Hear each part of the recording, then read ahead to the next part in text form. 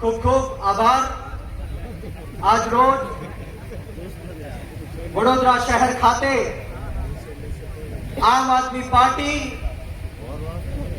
Booth કાર્યકર સંમેલનમાં ઉપસ્થિત મંચ પર વિરાજમાન વીરેન રામીજી, રાધિકાબેન રાઠવાજી, નરેશ બારૈયાજી, રાકેશ બારૈયાજી, વિજયભાઈ બારૈયા અને તમામ મહાનુભાવોનું નામી અનામી અમારા નેતાશ્રીઓનું માફ કરશો, બધાના નામ નહીં લઈ શકું, અને ખાસ કરીને દૂર દૂરથી પધારેલા મારા પિતા તુલ્ય વડીલો, મારી માતૃશક્તિ, ભાઈઓ બહેનો બાળકો અને ખાસ કરીને આમ આદમી પાર્ટીના સાવજો જેવા યુવાનો જ્યારે ઉપસ્થિત છે ત્યારે હું બ્રિજરાજ સોલંકી આ પરિવર્તનની લડાઈમાં આપ સૌનું તહે દિલથી ક્રાંતિકારી સ્વાગત કરું છું। આપનો ખૂબ ખૂબ આભાર વ્યક્ત કરું છું।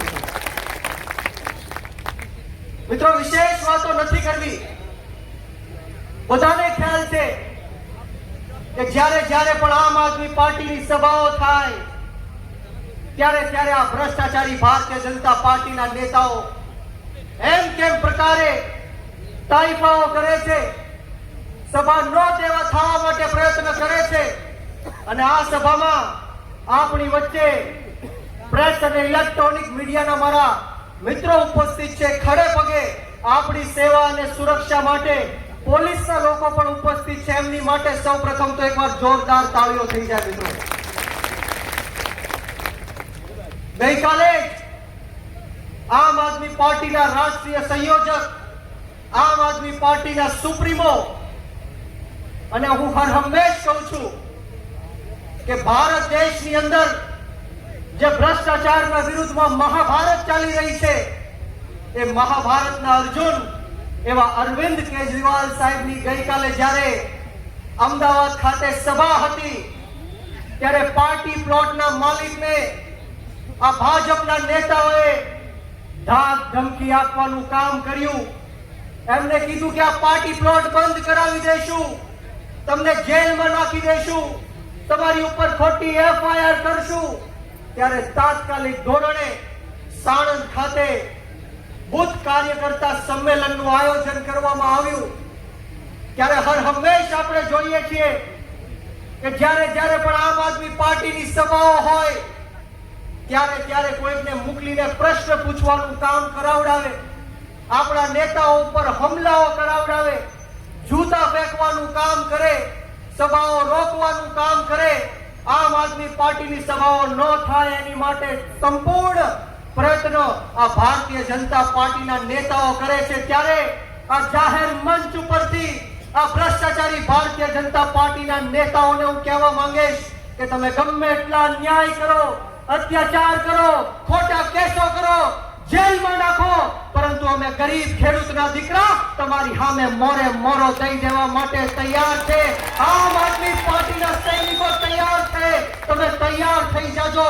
આવનારા દિવસોમાં અમે નાત જાત ભેદભાવ, ભાષા, ધર્મ, જ્ઞાતિ જાતિ બધું જ ભૂલીને આમ આદમી પાર્ટીના નેતાઓ આ ભાજપને જડબા તોડ જવાબ દેવાનું કામ કરવાના છે।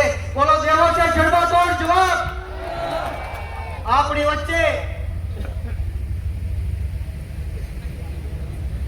વચ્ચે આમ આદમી પાર્ટીના પ્રભારી શ્રી અને દિલ્હીના પૂર્વ મંત્રી એવા ગોપાલ રાયજી આપણી વચ્ચે ઉપસ્થિત છે। એમની માટે એકવાર જોરદાર તાળીઓથી એમનું સ્વાગત કરીએ। સાથોસાથ સંગઠનના મહારથી અને વિસાવદરની ઇલેક્શનમાં જેમનો ખૂબ મોટો ફાળો રહ્યો છે એવા મનોજભાઈ સોરઠિયા માટે જોરદાર તાળીઓ થઈ જાય। મિત્રો, અને હું હર હંમેશ કહું છું કે બાકર બચ્ચા લાખ, લાખે બિચારા, પણ સિંહણ બચ્ચું એક, એકે હજારા એવા ગોપાલભાઈ ઇટાલિયા માટે જોરદાર તાળીઓથી એમનું સ્વાગત કરીએ। મિત્રો,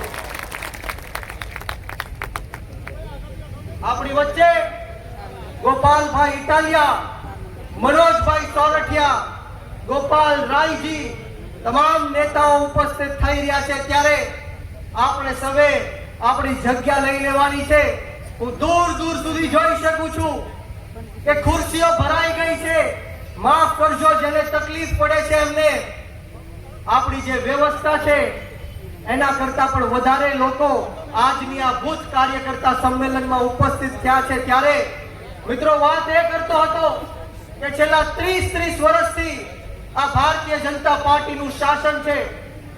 આ ગુજરાતની જનતાએ હજારો કરોડો રૂપિયાનો ટેક્સ આ ભારતીય જનતા પાર્ટીને આપ્યો, પરંતુ આપણને મળવામાં આવ્યું માત્ર ને માત્ર ભ્રષ્ટાચાર. હજારો કરોડો રૂપિયાનો ટેક્સ આપ્યો છતાં પણ તૂટેલા રોડ પ્રશ્નોનો હોય, પીવાના પાણીનો પ્રશ્ન હોય, ગટરનો પ્રશ્ન હોય, સરકારી શાળાઓમાં શિક્ષકો ન હોવાનો પ્રશ્ન હોય, સરકારી દવાખાનાઓમાં દવાનો ન હોવાનો પ્રશ્ન હોય. આવા તમામ પ્રશ્નોથી ગુજરાતની જનતા જ્યારે ત્રાહિમામ પુકારી ચૂકી છે, ત્યારે દુઃખ સાથે કહેવું પડે કે છેલ્લા 30 વર્ષથી ભારતીય જનતા પાર્ટીનું શાસન છે, છતાં પણ આપણા ગુજરાતની અંદર આપણી વચ્ચે ડેડિયાપાડાના ધારાસભ્ય અને આદિવાસી સમાજના ટાઈગર ચૈતરભાઈ વસાવા ઉપસ્થિત છે. એમની માટે એકવાર જોરદાર તાળીઓથી એમનું સ્વાગત કરીએ.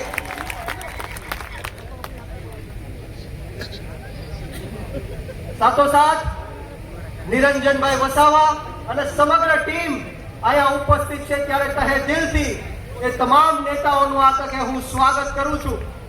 મિત્રો વાત એ કરતો હતો કે ભારતીય જનતા પાર્ટીના શાસનમાં 2023માં સરકારનો રિપોર્ટ એવું કહે છે કે 1 વર્ષની અંદર 9000 કરતા પણ વધારે નિર્દોષ ગુજરાતીઓએ આત્મહત્યા કરી છે. 900 કરતા પણ વધારે નિર્દોષ લોકોના ગુજરાતની અંદર ખૂન થયા છે. 2200 કરતા પણ વધારે મહિલાઓ સાથે રેપની દુર્ઘટના બની છે. ત્યારે આપણે સૌએ આપણી આત્મા જગાડવાની જરૂર છે. આપણે સૌએ જાગૃત થવાની જરૂર છે. હું બૂથના કાર્યકર્તા મિત્રોને કહેવા માંગીશ કે આપણે એ રીતના નીતિ બનાવવાની છે કે 1 બૂથ 10 યુથ, એટલે એક બૂથની અંદર 10 યુથ, 10 યુવાનોને આપણે સામેલ કરવાના છે. આપણે સૌ સાથે મળીને આપણું બૂથને મજબૂત કરશું, ત્યારે જઈને ગુજરાતની અંદર સત્તા પરિવર્તન થવાની છે. ત્યારે વિશેષ વાતો નથી કરવી, પરંતુ જ્યારે પણ આમ આદમી પાર્ટીની સભા હોય 2022ની અંદર ખૂબ સારા એવા મતો આમ આદમી પાર્ટીને ગુજરાતની જનતાએ આપ્યા છે.